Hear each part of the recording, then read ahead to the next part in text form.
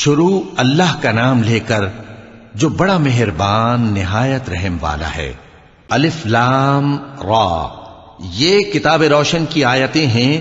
ہم نے اس قرآن کو عربی میں نازل کیا ہے تاکہ تم لوگ سمجھ سکو۔ اے پیغمبر، ہم اس قرآن کے ذریعے سے جو ہم نے تمہاری طرف بھیجا ہے تمہیں ایک نہایت اچھا قصہ سناتے ہیں، اور تم اس سے پہلے بے خبر تھے۔ جب یوسف نے اپنے والد سے کہا کہ ابا، میں نے خواب میں 11 ستاروں اور سورج اور چاند کو دیکھا ہے، دیکھتا کیا ہوں کہ وہ مجھے سجدہ کر رہی ہیں۔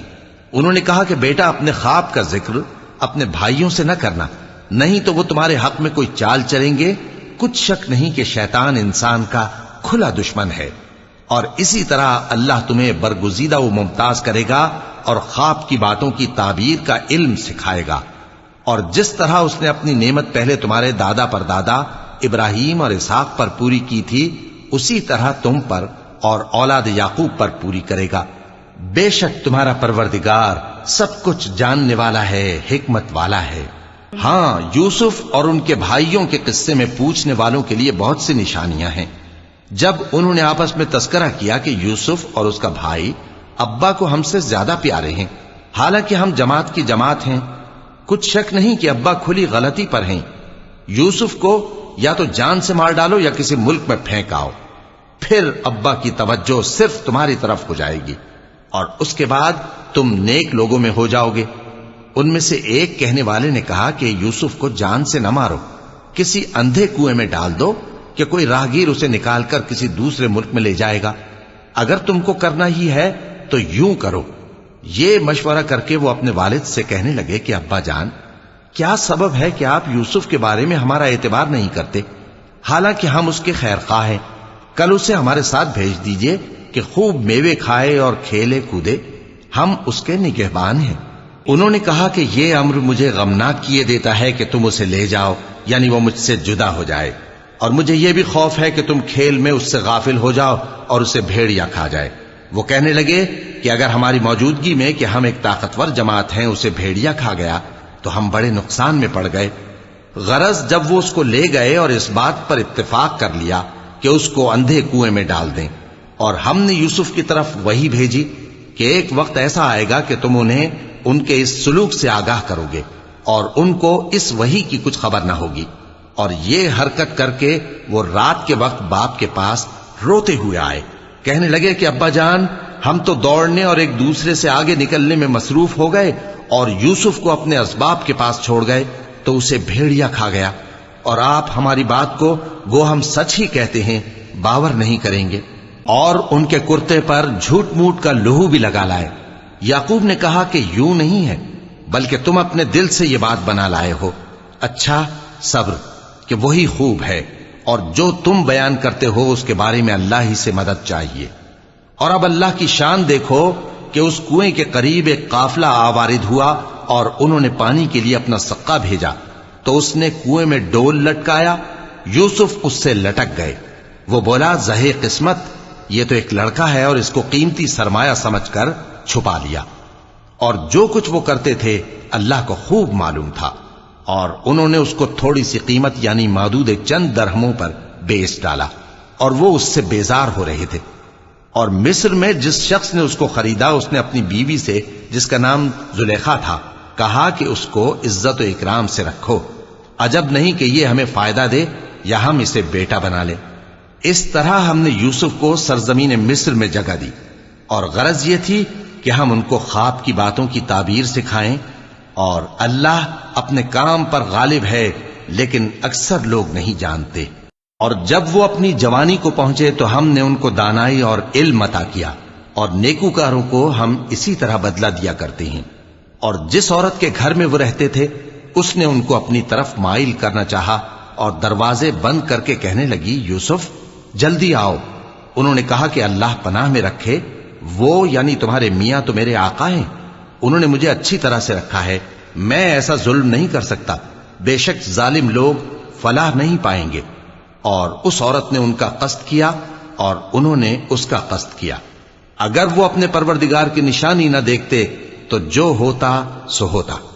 یوں اس لیے کیا گیا کہ ہم ان سے برائی اور بے حیائی کو روک دیں، بے شک وہ ہمارے چنے ہوئے بندوں میں سے تھے، اور دونوں دروازے کی طرف بھاگے، آگے یوسف پیچھے زلیخا، اور عورت نے ان کا کرتا پیچھے سے پکڑ کر جو کھینچا تو پھاڑ ڈالا، اور دونوں کو دروازے کے پاس عورت کا خاوند مل گیا۔ تو عورت بولی کہ جو شخص تمہاری بیوی کے ساتھ برا ارادہ کرے اس کی اس کے سوا کیا سزا ہے کہ یا تو قید کیا جائے یا اسے دکھ کا عذاب دیا جائے۔ یوسف نے کہا اسی نے مجھ کو اپنی طرف مائل کرنا چاہا تھا، اور اس کے خاندان میں سے ایک گواہ نے گواہی دی کہ اگر اس کا کرتا آگے سے پھٹا ہو تو یہ سچی اور یوسف جھوٹا ہے، اور اگر کرتا پیچھے سے پھٹا ہو تو یہ جھوٹی اور وہ سچا ہے۔ سو جب اس کا کرتا دیکھا تو پیچھے سے پھٹا تھا، تب اس نے زلیخا سے کہا کہ یہ تمہارا ہی فریب ہے، اور کچھ شک نہیں کہ تم عورتوں کے فریب بڑے بھاری ہوتے ہیں۔ یوسف اس بات کا خیال نہ کر، اور زلیخا تو اپنے گناہ کی بخشش مانگ، بے شک خطا تیری ہی ہے۔ اور شہر میں عورتیں گفتگویں کرنے لگیں کہ عزیز کی بیوی اپنے غلام کو اپنی طرف مائل کرنا چاہتی ہے، اور اس کی محبت اس کے دل میں گھر کر گئی ہے، ہم دیکھتی ہیں کہ وہ کھلی گمراہی میں ہے۔ پھر جب زلیخا نے ان عورتوں کی گفتگو جو حقیقت میں دیدار یوسف کے لیے ایک چال تھی سنی، تو ان کے پاس دعوت کا پیغام بھیجا، اور ان کے لیے ایک محفل مرتب کی، اور پھل تراشنے کے لیے ہر ایک کو ایک ایک چھری دی، اور یوسف سے کہا کہ ان کے سامنے آؤ۔ جب عورتوں نے ان کو دیکھا تو ان کا روب حسن ان پر ایسا چھا گیا کہ پھل تراشتے تراشتے اپنے ہاتھ کاٹ لیے، اور بے ساختہ بول اٹھیں کہ اللہ پاک ہے، یہ آدمی نہیں، یہ تو کوئی بزرگ فرشتہ ہے۔ زلیخا نے کہا تو یہ وہی ہے جس کے بارے میں تم مجھے تانے دیتی تھیں، اور بے شک میں نے اس کو اپنی طرف مائل کرنا چاہا مگر یہ بچا رہا، اور اگر یہ وہ کام نہ کرے گا جو میں اسے کہتی ہوں تو قید کر دیا جائے گا اور ذلیل ہوگا۔ یوسف نے دعا کی کہ پروردگار جس کام کی طرف یہ مجھے بلاتی ہیں اس کی نسبت مجھے قید پسند ہے، اور اگر تو مجھ سے ان کے فریب کو نہ ہٹائے گا تو میں ان کی طرف مائل ہو جاؤں گا اور نادانوں میں سے ہو جاؤں گا۔ پس ان کے رب نے ان کی دعا قبول کر لی اور ان سے عورتوں کا داؤں ٹال دیا، بے شک وہی تو سننے والا ہے، جاننے والا ہے۔ پھر باوجود اس کے کہ وہ لوگ ان کی بے گناہی کے نشان دیکھ چکے تھے، ان کی رائے یہی ٹھہری کہ کچھ عرصے کے لیے ان کو قید ہی کر دیں، اور ان کے ساتھ دو اور جوان بھی داخل زندہ ہوئے۔ ایک نے ان میں سے کہا کہ میں نے خواب دیکھا ہے، دیکھتا کیا ہوں کہ شراب کے لیے انگور نچوڑ رہا ہوں۔ دوسرے نے کہا کہ میں نے بھی خواب دیکھا ہے، میں یہ دیکھتا ہوں کہ اپنے سر پر روٹیاں اٹھائے ہوئے ہوں اور پرندے ان میں سے کھا رہے ہیں، تو ہمیں ان کی تعبیر بتا دیجئے کہ ہم تمہیں نیکوکار دیکھتے ہیں۔ یوسف نے کہا کہ جو کھانا تم کو ملنے والا ہے وہ آنے نہیں پائے گا کہ میں اس سے پہلے تم کو اس کی تعبیر بتا دوں گا۔ یہ ان باتوں میں سے ہے جو میرے پروردگار نے مجھے سکھائی ہیں۔ جو لوگ اللہ پر ایمان نہیں لاتے اور آخرت کا انکار کرتے ہیں، میں نے ان کا مذہب چھوڑ دیا ہے، اور میں اپنے باپ دادا ابراہیم اور اسحاق اور یعقوب کے مذہب پر چلتا ہوں۔ ہمیں شایع نہیں ہے کہ کسی چیز کو اللہ کے ساتھ شریک بنائیں، یہ اللہ کا فضل ہے ہم پر بھی اور لوگوں پر بھی، لیکن اکثر لوگ شکر نہیں کرتے۔ اے میرے قید خانے کے رفیقو، بھلا کئی جدا جدا آقا اچھے یا اللہ جو اکیلا ہے سب پر غالب ہے؟ جن چیزوں کی تم اللہ کے سوا پرستش کرتے ہو وہ صرف نام ہی نام ہیں جو تم نے اور تمہارے باپ دادا نے رکھ لیے ہیں، اللہ نے ان کی کوئی سند نازل نہیں کی۔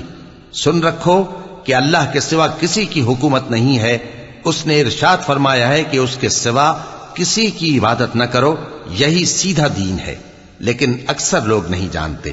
اے میرے قید خانے کے رفیقو، تم میں سے ایک جو پہلا خواب بیان کرنے والا ہے وہ تو اپنے آقا کو شراب پلایا کرے گا، اور جو دوسرا ہے وہ سولی دیا جائے گا، اور پرندے اس کا سر نوچ کھائیں گے۔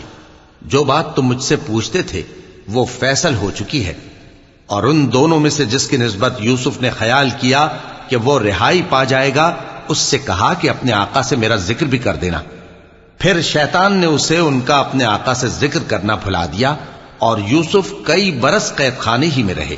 اور بادشاہ نے کہا کہ میں نے خواب دیکھا ہے، دیکھتا کیا ہوں کہ 7 موٹی گائیں ہیں جن کو 7 دبلی گائیں کھا رہی ہیں، اور 7 خوشے سبز ہیں اور 7 خشک۔ اے درباریو، اگر تم خوابوں کی تعبیر دے سکتے ہو تو مجھے میرے خواب کی تعبیر بتاؤ۔ انہوں نے کہا یہ خواب تو پریشان خیالی سے ہیں اور ہمیں ایسے خوابوں کی تعبیر نہیں آتی۔ اور وہ شخص جو دونوں قیدیوں میں سے رہائی پا گیا تھا اور جسے مدت کے بعد وہ بات یاد آ گئی، بول اٹھا کہ میں آپ کو اس کی تعبیر لا بتاتا ہوں، مجھے قید خانے جانے کی اجازت دیجیے۔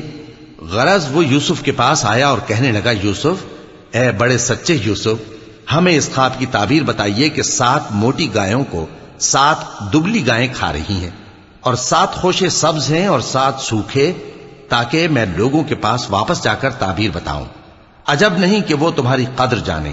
انہوں نے کہا کہ تم لوگ 7 سال متواتر کھیتی کرتے رہو گے، تو جو غلہ کاٹو تو تھوڑے سے غلے کے سوا جو کھانے میں آئے باقی کو خوشوں میں ہی رہنے دینا۔ پھر اس کے بعد خشک سالی کے 7 سخت سال آئیں گے کہ جو غلہ تم نے جمع کر رکھا ہوگا وہ سب کو کھا جائیں گے، صرف وہی تھوڑا سا رہ جائے گا جو تم احتیاط سے رکھ چھوڑو گے۔ پھر اس کے بعد ایک ایسا سال آئے گا کہ خوب مے برسے گا اور لوگ اس میں رس نچوڑیں گے۔ اور یہ تعبیر سن کر بادشاہ نے حکم دیا کہ یوسف کو میرے پاس لے آؤ۔ سو جب قاصد ان کے پاس گیا تو انہوں نے کہا کہ اپنے آقا کے پاس واپس جاؤ اور اس سے پوچھو کہ ان عورتوں کا کیا حال ہے جنہوں نے اپنے ہاتھ کاٹ لیے تھے، بے شک میرا پروردگار ان کے فریب سے خوب واقف ہے۔ بادشاہ نے عورتوں سے پوچھا کہ تمہارا کیا قصہ تھا جب تم نے یوسف کو اپنی طرف مائل کرنا چاہا؟ سب بول اٹھیں کہ اللہ پاک ہے، ہم نے اس میں کوئی برائی معلوم نہیں کی۔ عزیز کی بیوی نے کہا، اب سچی بات تو ظاہر ہو ہی گئی ہے، اصل یہ ہے کہ میں نے اس کو اپنی طرف مائل کرنا چاہا تھا اور وہ بے شک سچا ہے۔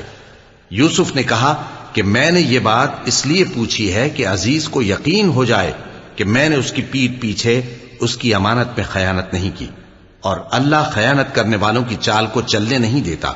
اور میں اپنے آپ کو پاک صاف نہیں کہتا، کیونکہ نفس امارہ انسان کو برائی ہی سکھاتا رہتا ہے، مگر یہ کہ میرا پروردگار رحم فرمائے، بے شک میرا پروردگار بخشنے والا ہے، مہربان ہے۔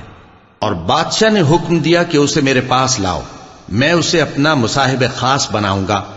پھر جب ان سے گفتگو کی تو کہا کہ آج سے تم ہمارے ہاں صاحب منزلت ہو اور صاحب اعتبار ہو۔ یوسف نے کہا، مجھے زرعی پیداوار پر مقرر کر دیجئے، کیونکہ میں حفاظت بھی کر سکتا ہوں اور اس کام سے واقف بھی ہوں۔ اس طرح ہم نے یوسف کو ملک مصر میں جگہ دی اور وہ اس ملک میں جہاں چاہتے تھے رہتے تھے۔ ہم اپنی رحمت جس پر چاہتے ہیں کرتے ہیں اور نیکوکاروں کے اجر کو ضائع نہیں کرتے، اور جو لوگ ایمان لائے اور ڈرتے رہے ان کے لیے آخرت کا اجر بہت بہتر ہے۔ اور یوسف کے بھائی کنعان سے مصر میں غلہ خریدنے کے لیے آئے تو یوسف کے پاس گئے، تو یوسف نے ان کو پہچان لیا اور وہ ان کو نہ پہچان سکے۔ اور جب یوسف نے ان کے لیے ان کا سامان تیار کر دیا تو کہا کہ پھر آنا تو جو باپ کی طرف سے تمہارا ایک اور بھائی ہے اسے بھی میرے پاس لیتے آنا۔ کیا تم نہیں دیکھتے کہ میں ناب بھی پوری پوری دیتا ہوں اور مہمانداری بھی خوب کرتا ہوں؟ اب اگر تم اسے میرے پاس نہ لاؤ گے تو نہ تمہیں میرے ہاں سے غلہ ملے گا اور نہ تم میرے پاس ہی آ سکو گے۔ انہوں نے کہا کہ ہم اس کے بارے میں اس کے والد کو پھسلائیں گے اور ہم یہ کام کر کے رہیں گے۔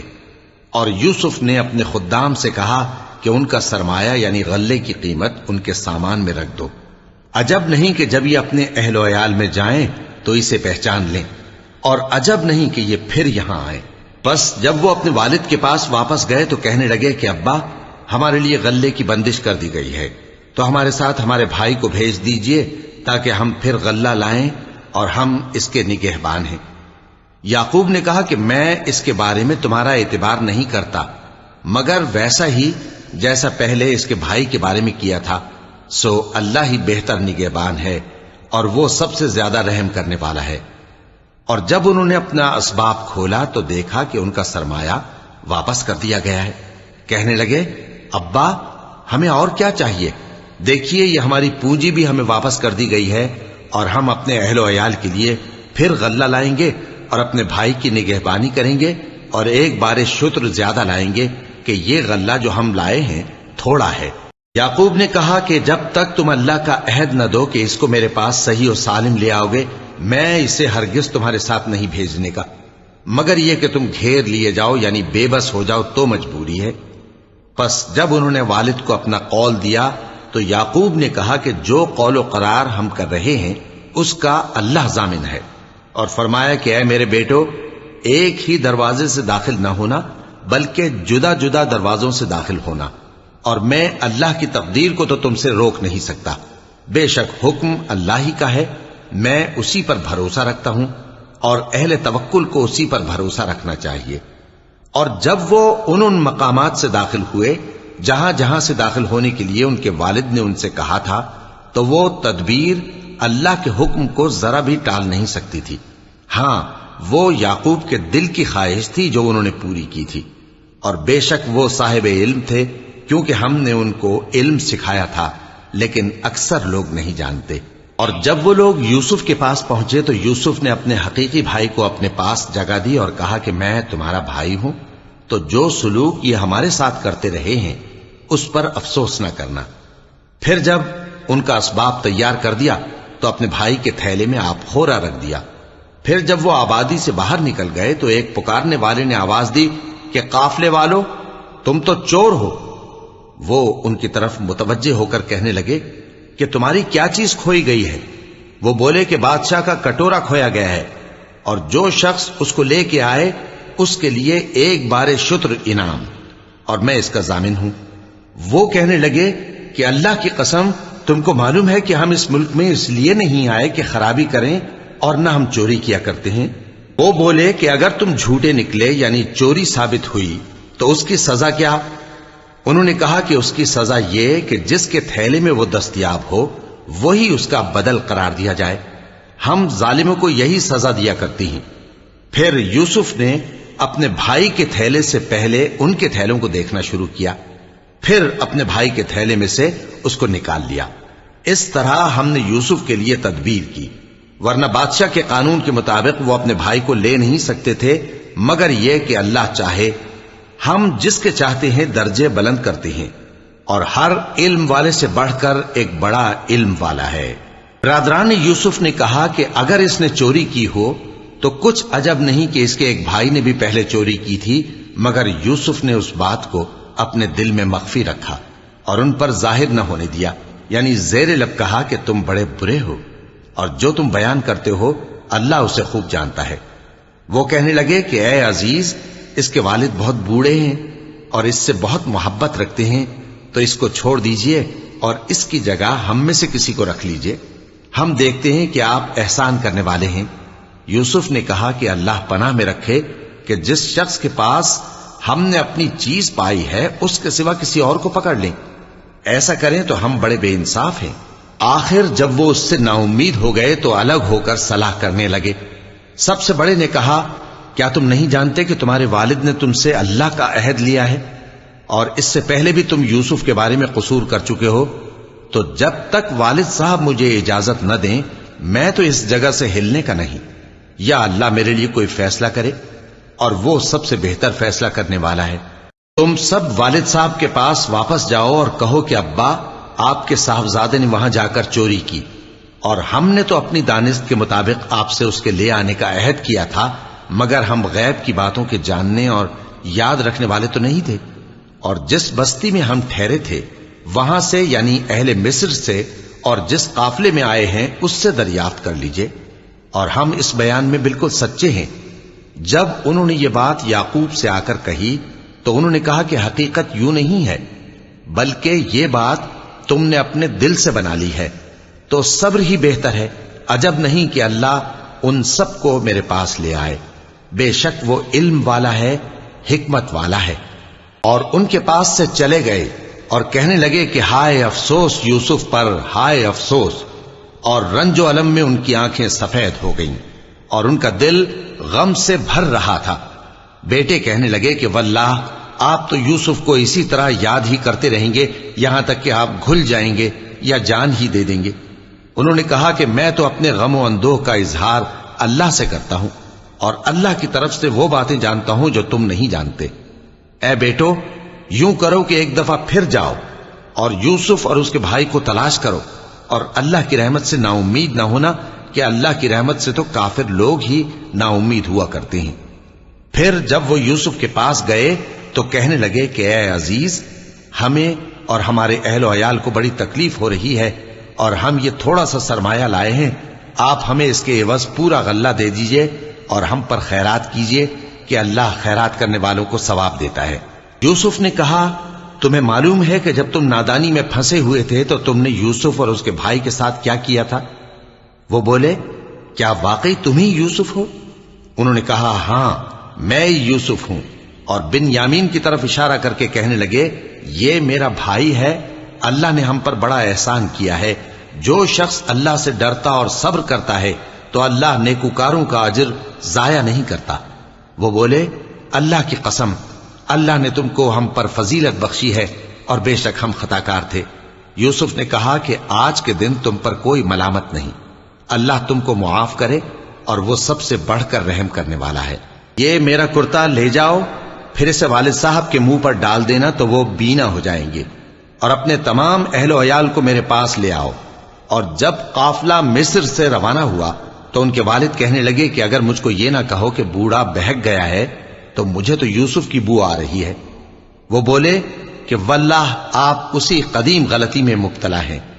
مگر جب خوشخبری دینے والا آپ پہنچا تو اس نے کرتا ان کے منہ پر ڈال دیا، سو وہ بینا ہو گئے اور بیٹوں سے کہنے لگے کیا میں نے تم سے نہیں کہا تھا کہ میں اللہ کی طرف سے وہ باتیں جانتا ہوں جو تم نہیں جانتے؟ بیٹوں نے کہا کہ ابا ہمارے لیے ہمارے گناہ کی مغفرت مانگیے، بے شک ہم خطاکار تھے۔ فرمایا میں اپنے پروردگار سے تمہارے لیے بخشش مانگوں گا، بے شک وہ بخشنے والا ہے، مہربان ہے۔ پھر جب یہ سب لوگ یوسف کے پاس پہنچے تو انہوں نے اپنے والدین کو اپنے پاس جگہ دی اور کہا مصر میں داخل ہو جائیے، اللہ نے چاہا تو امن و امان سے رہیے گا۔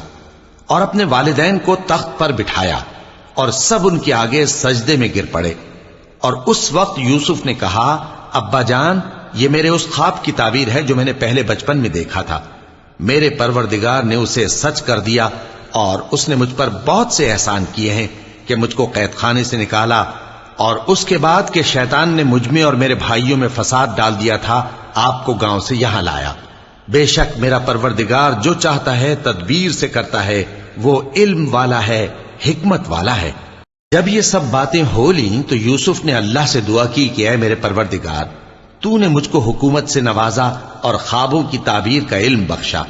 اے آسمانوں اور زمین کے پیدا کرنے والے، تو ہی دنیا اور آخرت میں میرا کارساز ہے، تو مجھے دنیا سے اپنی اطاعت کی حالت میں اٹھائیو اور آخرت میں اپنے نیک بندوں میں داخل کیجو۔